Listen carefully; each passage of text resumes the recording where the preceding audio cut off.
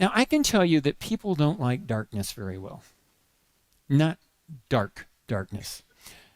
I mentioned that I used to be a cave guide in Fitton Cave, 18 miles of passages. Actually, the furthest I could get from the opening in that cave was 5 miles. And by the way, that's a long way when part of it's crawling.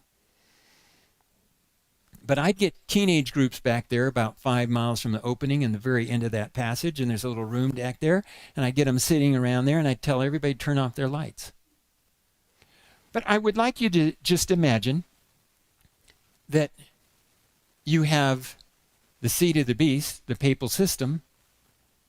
That's where the darkness starts, like God pours out darkness on it. You know the Sherwin-Williams ad where it's got the earth and you pour paint on it?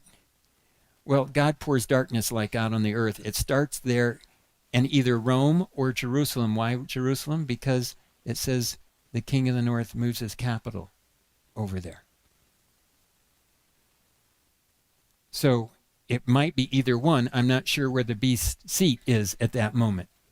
But God's basically saying, you want to know where the spiritual darkness came from? Mixing Christianity and paganism? Here you go.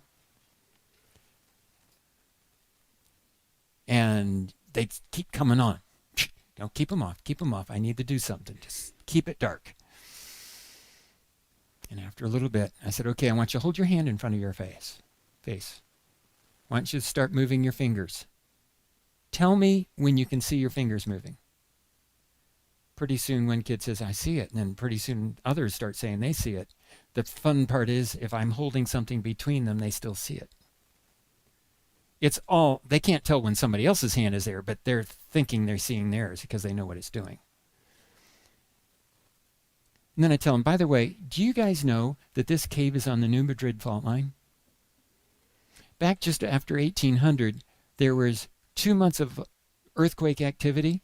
There were 3 earthquakes over 8 on the Richter scale. And there were over 2,000 earthquakes in those 2 months. You should see how fast the lights come back on. Like it's going to help you 5 miles underground. But people are afraid of the dark. They start imagining all kinds of things in the dark. What if you're these folks? Oh, I will tell you this.